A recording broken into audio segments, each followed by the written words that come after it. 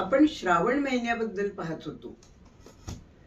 पण श्रावणाची बरीच वैशिष्ट्ये आहेत मी सांगितलं, पण त्यातली 3 वैशिष्ट्य सांगायची राहिली. ती अशी की उपनयन संस्कार झालेले पुरुष श्रावण महिन्यात श्रावणी नावाचा एक धार्मिक विधी करतात आणि त्यामध्ये मग यज्ञोपवीत म्हणजे जानवं बदललं जातं. तसंही यज्ञोपवीत हे मंत्रपूर्वक बदललं जातं आणि एरवी सुद्धा यज्ञोपवीत बदलताना असा नियम आहे की जे जानवं बदलायचं झालं तर नवीन जानवं आधी भिजवून घ्यावं, त्याच्यावर 10 वेळा गायत्री मंत्राचा जप करावा आणि मग ते गळ्यात घालावं. आता हा जो विधी आहे याचं नाव होतं श्रावणी. श्रावण महिन्यात केला जातो जानवं बदलण्याचा संस्कार, त्या विधीचं नाव श्रावणी. त्याला गुरुजी येतात, मंत्र वगैरे म्हणतात आणि मग जानवी बदलली जातात. आता त्यानंतर आपण नारळी पौर्णिमा किंवा राखी पौर्णिमा, नुसतंच पौर्णिमा असं म्हटलं आपण की श्रावणातली पौर्णिमा, पण नारळी पौर्णिमेच्या दिवशी विशेषतः समुद्रकाठावर राहणारे कोळी लोक समुद्राला नारळ अर्पण करतात आणि मग होडी समुद्रात घालतात. बोट असली तर बोट, जहाज असेल तर जहाज. पण श्रावण महिन्यातल्या पौर्णिमेलाच हा विधी होतो. श्रावण महिन्याचं आणखी एक पौर्णिमेचं महत्व म्हणजे राखी पौर्णिमा. या दिवशी बहीण आपल्या भावाला राखी बांधते. त्याच्यामागे मूळ उद्देश असा असतो की स्त्री ही अबला आहे, कमी ताकदीची आहे आणि समाजातल्या दुष्ट लोकांशी तिला एकटीला टक्कर घेता येत नाही. म्हणून अशी अपेक्षा आहे की भावानी बहिणीचं रक्षण करावं. म्हणून त्या दिवशी बहीण आपल्या भावाला राखी बांधते. अर्थात आपल्या सगळ्या भारतभर ही पद्धत आहे. मारवाडी समाजातल्या वगैरे राख्या सोन्याच्या वगैरे सुद्धा असतात. महत्व आहे ते राखीच्या धाग्याला, ती कोणत्या धातूची बनवली आहे याला नाही. आणि मग भावाची अर्थातच आपल्या बहिणीचं रक्षण करण्याची जबाबदारी येते. बहीण भावाला ओवाळते, त्याच्या मनगटावर राखी बांधते आणि मग भाऊ आपल्या बहिणीला काहीतरी बक्षीस स्वरूपात, काहीतरी रक्कम म्हणा, वस्तू म्हणा, साडी म्हणा, अशा प्रकारचं काहीतरी देतो, जसं भाऊबीजेला देतात तसंच. म्हणजे आता श्रावण महिन्यातले आणखी एक आपण, म्हणजे हे सगळे झाले शुद्ध पक्षातले पहिल्या 15 दिवसातले सण. आणि दुसरे 15 दिवस म्हणजे वद्य पक्ष. या वद्य पक्षातली जी अवस असते, अमावास्या, या अमावास्येला पिठोरी अमावास्या असं म्हटलं जातं. श्रावण महिन्यातली पौर्णिमा अमावास्या ही पिठोरी अवस म्हणून ओळखली जाते. अशा रीतीने हे श्रावण महिन्यातील सगळे सण साजरे होतात. आता आपण वळणार आहोत ते भाद्रपद महिन्याकडे. भाद्रपद महिना मोजत गेलं तर हा 6वा महिना आहे. चैत्र, वैशाख, ज्येष्ठ, आषाढ, श्रावण, भाद्रपद, वर्षातला 6वा महिना. या महिन्यात बरेच सण याही महिन्यात असतात. म्हणजे सुरुवातीला जे येतं ते हरतालिका, स्त्रियांचं व्रत आहे हे. शुद्ध तृतीयेला स्त्रिया हरतालिकेची पूजा करतात. या 2 हरतालिकेच्या मूर्ती असतात, एक सखी आणि दुसरी पार्वती. दोघींच्या पुढे शंकराची पिंडी असते. या हरतालिकेची पूजा स्त्रिया भाद्रपद शुद्ध तृतीयेला करतात. आता याच्या मागे हेतू असा आहे, पूर्वापार प्राचीन परंपरा जपण्याचा हेतू आहे. पार्वतीनं तिच्या मनातून शंकरांशीच लग्न करायचं होतं. पार्वती ही दक्ष राजाची कन्या. त्याने आपल्या मुलीला समजावून सांगितलं की बाई ग, तो कसला जोगी, अंगात कपडे सुद्धा न घालता तपश्चर्येला बसतो आणि त्याच्याजवळ आहे काय म्हणून तू त्याच्याशी लग्न करतेस? अगं, माझ्यासारख्या राजाची मुलगी तू आणि त्या संन्याशाशी लग्न करतेस? असल्या दरिद्री माणसाला मी काही तुझं लग्न त्याच्याशी होऊ देणार नाही. पण पार्वतीने सांगितलं, बाबा, मला शंकरच पती म्हणून हवे आहेत. आणि मग तिने आपल्या सखीला बरोबर घेतलं आणि ती वनात गेली. वनात जाऊन तिने तपश्चर्या केली, शंकरांना प्रसन्न करून घेतलं. दक्षराजाही मान्य झाला आणि शंकर पार्वती विवाह झाला. हरतालिका हे आता जे स्त्रिया हरतालिकेची पूजा करतात ते मनाजोगता पती मिळावा म्हणून ही पूजा केली जाते. त्यामुळे ही कुमारिका सुद्धा करतात. त्या दिवशी उपवासही करतात. भाद्रपद शुद्ध तृतीयेला हरतालिका झाली की दुसऱ्या दिवशी असते भाद्रपद शुद्ध चतुर्थी, गणेश चतुर्थी. या दिवशी घरोघर आदल्या दिवशीच गणपती आणून ठेवलेले असतात. गणपतीच्या मातीच्या मूर्ती, शाडूच्या मूर्ती, काही घरात चांदीच्या, क्वचित कुठे सोन्याचीही मूर्ती गणपतीची आढळते.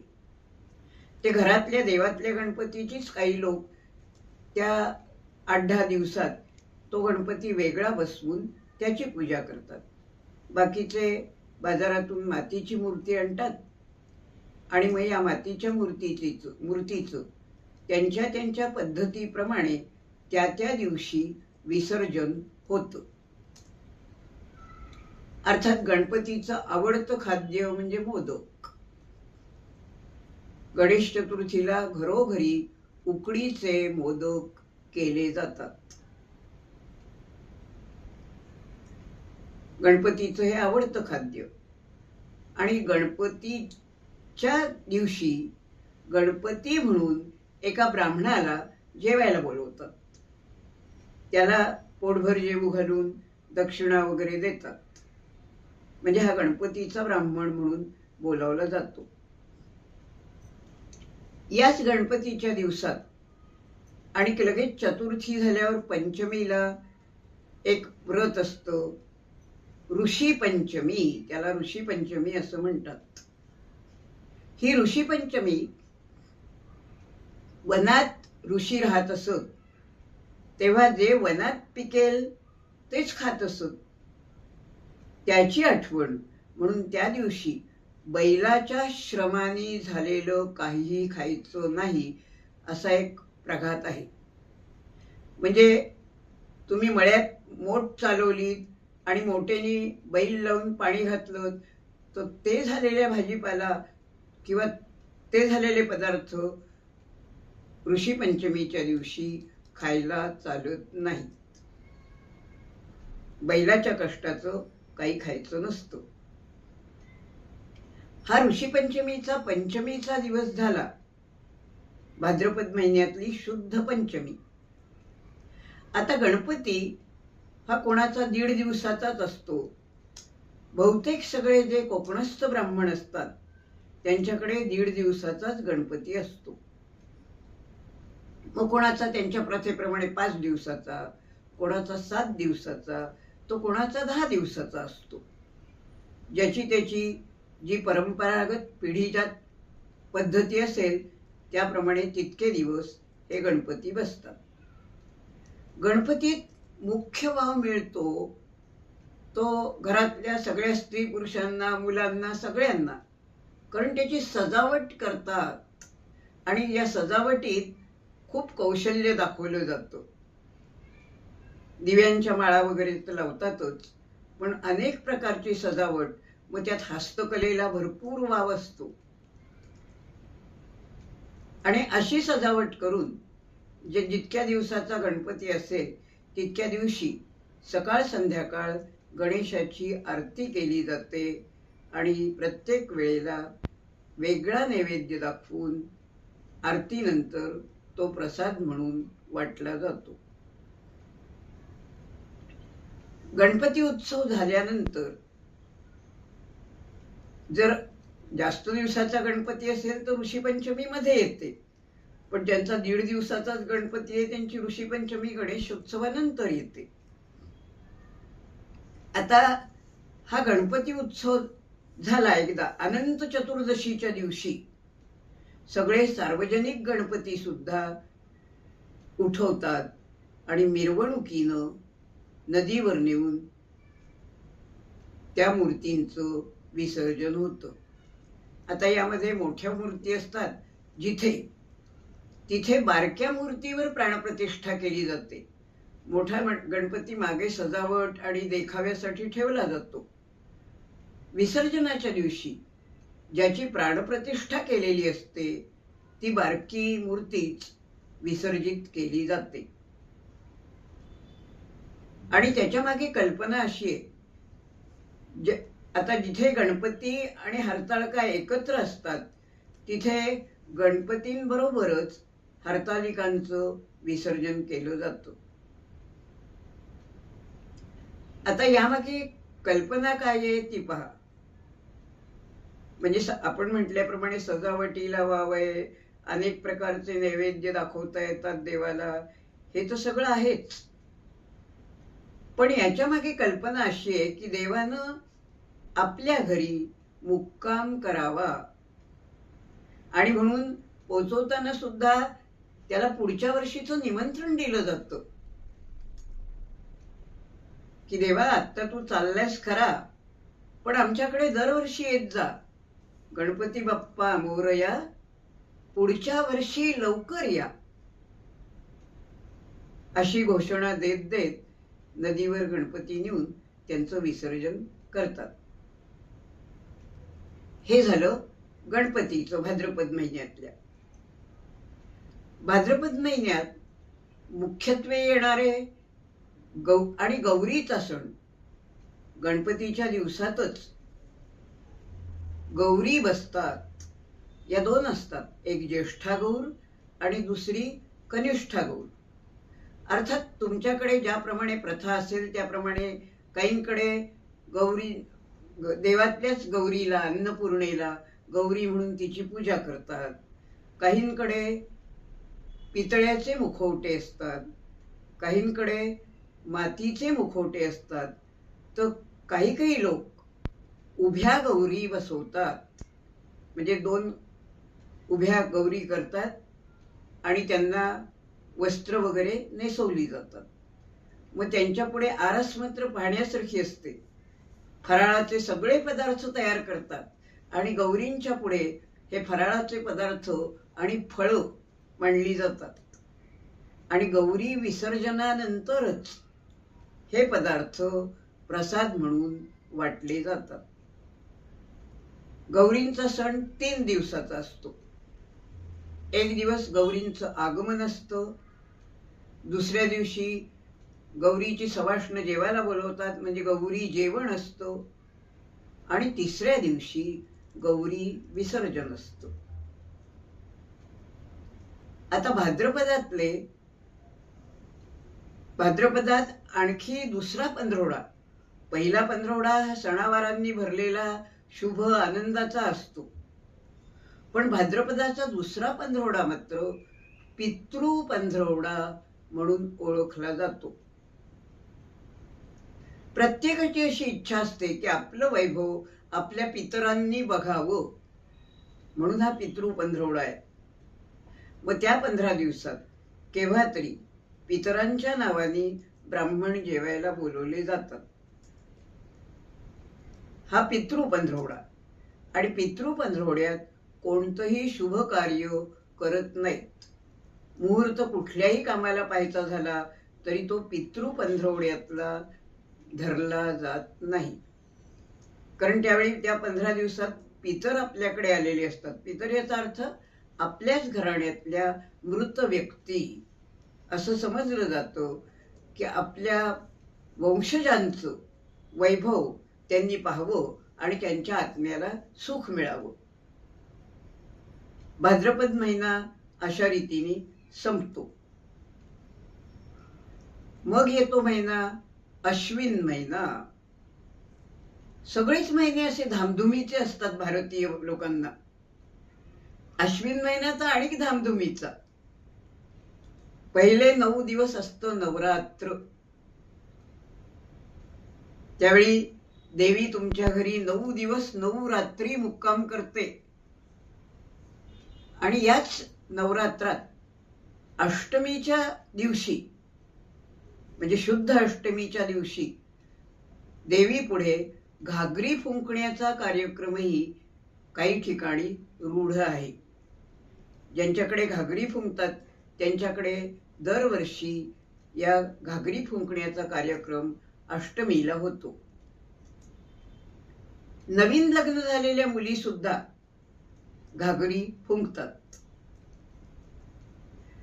आता अश्विनातल्या अष्टमीला घागरी फुंकण्याचा कार्यक्रम झाला की नवमीला साधारणपणे गौरी म्हणजे उठतात. गौरी उठतात म्हणजे जी आपण देवी बसवलेली असते अंबा देवी, ती अंबा देवी नवमीच्या दिवशी नैवेद्य करून ती उठवतात. आणि मग आहे अश्विन शुद्ध दशमी म्हणजे दसरा. जसं आपण पाहिलं की गुढीपाडवा हा 3:30 मुहूर्तातला मुहूर्त असतो, तसं दसरा हा सुद्धा 3:30 मुहूर्तातला मुहूर्त आहे. आणि बरेच लोक, हिचं नाव विजयादशमी असं पण आहे, दसऱ्याचं नाव विजयादशमी असं आहे. आणि विजयादशमीला सोनं नाणं खरेदी करण्याचा प्रघात आहे. आणि या दिवशी अगदी काही नाही जरी तरी आपट्याची पानं आणली जातात आणि ती एकमेकांना सोनं म्हणून दिली जातात. त्याच्या मागे एक कथा आहे. एकदा एका राजाने त्याचा कोष संपला होता आणि त्यांनी कुबेरावर स्वारी करण्याचं ठरवलं. कुबेर हा देवांचा धनरक्षक, देवांचा भांडारी. आणि त्याला कळलं की आपल्यावर स्वारी होणार आहे, तेव्हा आपल्यावर स्वारी व्हायला नको म्हणून त्यानं राज्यात सगळीकडे सुवर्णाच्या नाण्यांचा पाऊस पाडला. राजाने पाहिलं तेव्हा राजा समजून चुकला की हे कुबेरानेच दिलेलं धन आहे. आणि राजाने सगळ्या प्रजेला सांगितलं की राज्याबाहेर सगळ्या झाडांखाली कुबेरानं धनाचा पाऊस पाडलेला आहे, प्रजेनं जावं आणि हवं तितकं धन घेऊन यावं. आणि म्हणून मग प्रजाजन गेले आणि त्यांनी ते सोनं आणलं. हे सोनं आपट्याच्या झाडांखाली होतं आणि त्याचं स्मरण म्हणून आपट्याची पानं एकमेकांना सोनं म्हणून दिली जातात. दसऱ्याच्या दिवशी 3:30 मुहूर्तातला मुहूर्त आहे, सुवर्ण खरेदीही त्या दिवशी होते. असा हा दसरा हा फार महत्वाचा सण समजला जातो. आणि ही विजयादशमी हिचं नाव आहे. पूर्वी राजे लोक शत्रूवर स्वारी करण्यासाठी दसऱ्याच्या मुहूर्तावर बाहेर पडत असत आणि जय मिळवूनच परत येत असत. म्हणून ती विजयादशमी आहे, विजय मिळवून देणारी दशमी. म्हणजे अश्विन शुद्ध दशमी म्हणजे दसरा. आता अश्विन महिना तर आधी नवरात्र होतं, मग दसरा होतो आणि जरा 15 दिवस 20 दिवस मध्ये जातात की दिवाळी. 6 दिवस दिवाळीचा उत्सव असतो. पहिल्या दिवशी असते गोवत्स द्वादशी म्हणजे वसुबारस. आपल्याकडे भारतीय संस्कृतीत गायी हे धन मानलेलं आहे. त्याबद्दल तुलसीदासांनी एक श्लोक रचलाय त्याच्या तुलसी रामायणामध्ये. तुलसीदास म्हणतो, गोधन गजधन वारीधन और रतन धन खान, जब आवत संतोष धन, सबधन धुरी समान. म्हणजे त्यांनी सुद्धा गायी हे धन मानलंय.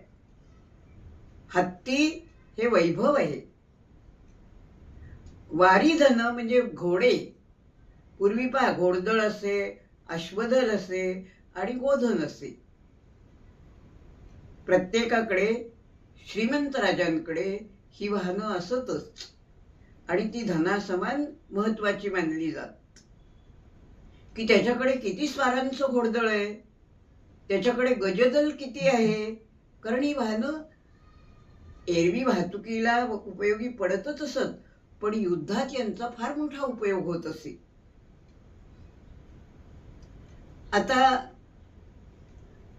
तुलसीदास म्हणतात की ही सगळी धन आहेत खरी, पण जब आवत संतोष धन, ही तुमच्याकडे धन नाहीयेत असं माना, पण तुम्ही संतुष्ट आहात, थोडक्यात समाधान मानणारे आहात, संतोषी आहात, सबधन धुरी समान. तर या सगळ्या धनांची काही किंमत नाही. मनुष्याचा संतोष, मनाचा समाधान मनाचं, हे फार महत्वाचं आहे, असं तुलसीदासांनी त्यांच्या या श्लोकात सांगितलेलं आहे. आता याप्रमाणे ही सगळी धन मिळवून देणारी, विजय मिळवून देणारी विजयादशमी आहेच. पण दिवाळीच्या सणाचं महत्व असं की पहिला दिवस असतो वसू बारस, गोवत्स द्वादशी. त्या दिवशी गाय आणि गोऱ्ह्याची, गोऱ्हा म्हणजे लहान बैल, पिल्लू असलेला बैल, त्याला गोऱ्हा म्हणतात. गाय गोऱ्ह्याची पूजा. गोऱ्हा नाही मिळाला तर गाय वासरू असतो, मग ती कालवडही असेल. गाय वासराची पूजा या दिवशी केली जाते. खर तर हाच दिवाळीचा पहिला दिवस. याच्या आधीच बायका फराळाचं करतात आणि त्या दिवशी गायीचं तोंड आधी गोड केलं जातं. फराळाचा कुठला तरी पदार्थ गायीला दिला जातो, गायीच्या मुखात दिला जातो. मग म्हणजे हा दिवाळीचा पहिला दिवस. हल्ली काय 2च दिवस दिवाळी करतात, पाडवा आणि भाऊबीज. कारण माणसांजवळ वेळ उरला नाही, धनही उरलं नाही आणि उत्साह तर अजिबात नाही. त्यामुळे 2 दिवसच फक्त दिवाळी. पण खरी दिवाळी 6 दिवसाची असते. गोवत्स द्वादशीच्या म्हणजे वसुबारसेच्या दुसऱ्या दिवशी असते धनत्रयोदशी. व्यापारी लोकांच्या दृष्टीने हा दिवस फार महत्वाचा. ते धनत्रयोदशी म्हणत नाहीत, व्यापारी धनतेरस म्हणतात. आणि या दिवशी संध्याकाळी प्रत्येक व्यापाऱ्याच्या दुकानात वही पूजन असतं. आणि वही पूजनाला सगळ्यांना म्हणजे त्यांच्या नेहमीच्या गिराहिकांना वही पूजनाला बोलवलं जातं. धनत्रयोदशीच्या दिवशी त्यांना मग काहीतरी, नेहमीचे गिराहिक आहेत म्हटल्यावर त्यांना काहीतरी दिलंही जातं, फराळाचं वगैरे. आणि अशा दृष्टीने व्यापारी लोकांच्या दृष्टीने हा धनत्रयोदशी सण खूप महत्वाचा. तुम्हाला आम्हा सामान्य नागरिकांना महत्वाचा का? तर धनत्रयोदशीच्या दिवसापासून मंगल स्नान सुरू होतात. बायका त्याच दिवशी सकेश म्हणजे केसांसकट न्हातात आणि धनत्रयोदशीच्याच दिवशी फराळ दिला जातो. आता लोक नरकचतुर्दशीला फराळ करतात, पण धनत्रयोदशीच्या दिवशी सुद्धा फराळाचं देण्याची जुनी पद्धत आहे. आता फराळ म्हणाल तर काय, लाडू, करंजा, शंकरपाळे, चिरोटे, अनरसे. त्या लाडूत सुद्धा वेगवेगळे प्रकार, रवा लाडू, बेसन लाडू, बुंदी लाडू, मोतीचूर लाडू. दिवाळी म्हणजे खरोखर खाण्यापिण्याची चंगळ. बच्चे मंडळी तर खुश असतात, कारण शाळांना सुट्टी असते, नवे कपडे घालायला मिळतात, फटाके उडवायला मिळतात, फराळाचे पदार्थ खायला मिळतात आणि रोज काहीतरी नवीन पक्वान्न दुपारच्या जेवणात दिवाळीमध्ये केलं जातं. धनत्रयोदशी नंतर जो दिवस येतो तो म्हणजे नरक चतुर्दशी. हा दिवसही महत्वाचा मानला जातो. नरक चतुर्दशीच्या दिवशी श्रीकृष्णांनी नरकासुराचा वध केला. हा नरकासूर आत्ताचं जे आसाम राज्य आहे तिथला राजा होता आणि या नरकासुराने, राक्षस तो, असुर म्हणजे राक्षस, नरकासूर, आणि यांनी लोकांवर इतके अन्याय केले होते की हा लोकांच्या चांगल्या चांगल्या स्त्रिया पळवायचा आणि तुरुंगात आणून ठेवायचा आणि रोज त्या स्त्रियांना त्रास द्यायचा. माझ्याशी लग्न कर, माझ्याशी लग्न कर असं प्रत्येक स्त्रीला सांगायचं. अर्थात त्या स्त्रिया पतिनिष्ठ असल्यामुळे त्या नरकासुराची मागणी धुडकावूनच लावत असत, पण त्यांना तो तुरुंगात मात्र ठेवत असे. आता या तुरुंगात असलेल्या बायका, इथे जरा आपल्याला खटकण्यासारखी गोष्ट अशी आहे की त्यांचे नवरे, त्यांचे बाप आणि त्यांच्या डोळ्या देखत त्यांचे पराभव करून त्यांच्या मुली पळवल्या जातात आणि हे गरीब गायीसारखे स्वस्थ बसतात. श्रीकृष्णाने ही परिस्थिती पालटायचं ठरवलं. श्रीकृष्ण म्हणला नाही, आणि थोडक्या नाही 16,000 बायका होत्या, त्या 16,000 बायका तुरुंगात होत्या. श्रीकृष्णांनी ठरवलं मी सोडवीन या बायकांना. आणि या कामी सत्यभामेचा श्रीकृष्णांना फार उपयोग झाला. रुक्मिणी पट्टराणी खरी, पण सत्यभामा ही सुद्धा लाडकी राणी होती श्रीकृष्णाची आणि ती अतिशय शूर होती. तिने सांगितलं नवऱ्याला, मी येते तुमच्या बरोबर, मी करीन तुम्हाला मदत, तुम्ही सांगाल ते करीन. श्रीकृष्ण म्हणला चल माझ्या बरोबर सत्यभामे. आणि मग त्यांनी तिला एक बेत सांगितला, असं करायचंस, तू पकडून घ्यायचंस नरकासुराकडून आणि तुरुंगात जायचंस. काही हरकत नाही, तुरुंगात गेलीस तो तुला फार तर रोज विचारेल माझ्याशी लग्न कर म्हणून, पण तू तुझ्यावर महत्वाची कामगिरी आहे सत्यभामे. तिथल्या स्त्रियांना तू धैर्य निर्माण करायचंस त्यांच्यामध्ये. इकडे त्यांच्या नवऱ्यांना, आईबापांना मी निरोप पाठवतो, पत्र पाठवतो आणि ते कसे त्यांना स्वीकार करतील हे पाहतो, पण त्या सगळ्या तुरुंगातल्या स्त्रियांमध्ये धैर्य निर्माण करायचं आहे. मी इकडे सैन्य आणून नरकासुराचा वध करीन, सगळ्या स्त्रिया मुक्त होतील. आणि श्रीकृष्णांनी त्याप्रमाणेच केलं. नरक चतुर्दशीच्या दिवशी नरकासुराचा वध झाला आणि त्या गोष्टीची आठवण म्हणजे न्यायाने अन्यायावर मिळवलेला विजय म्हणून नरक चतुर्दशी हा दिवस साजरा केला जातो. नरक चतुर्दशीच्या दिवशीच आनंद म्हणून फराळ केले जातात. पहाटे पुरुष सुद्धा त्या दिवशी म्हणजे आंघोळ रोजच करतो मनुष्य, ज्याला मंगल स्नान म्हणतात किंवा अभ्यंग स्नान म्हणतात, ते दिवाळीचे 6 दिवसात असतं. अंगाला सुवासिक तेल लावलं जातं. पूर्वी वासाचे साबण प्रत्येक ऋतूत नसत, हल्ली सगळीकडे सुवासिक साबण आहेत आंघोळीला, पण पूर्वी सुवासिक साबण हा फक्त दिवाळीत असे, तेव्हा ते महागही होते.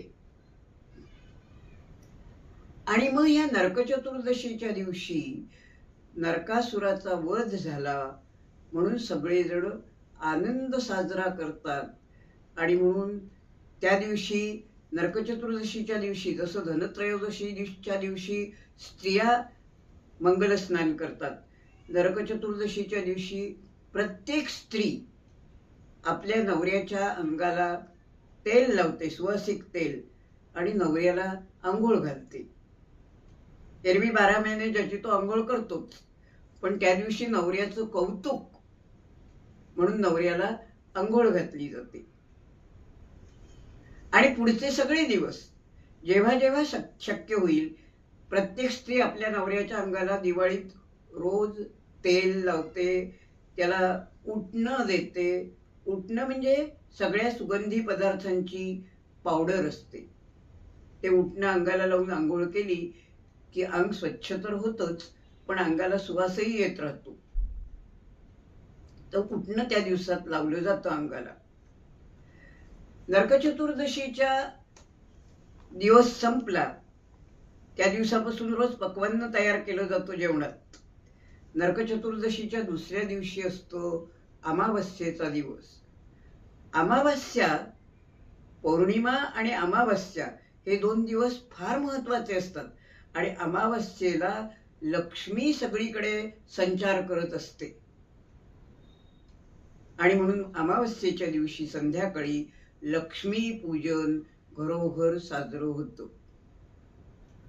लक्ष्मीपूजनाच्या दिवशी घरातले देवीला तर नटवली जातेच, पण घरातले सगळे चांदीची भांडी कुंडी, नोटा, हे सगळं देवी पुढे मांडलं जातं आणि त्याचीही पूजा त्या दिवशी होते. अमावस्येच्या दिवशी इथे अश्विन महिना संपतो बरं का, पण दिवाळी नाही संपत. कार्तिक महिन्यातले 2 दिवस हे सुद्धा दिवाळीचे मुख्य दिवस समजले जातात.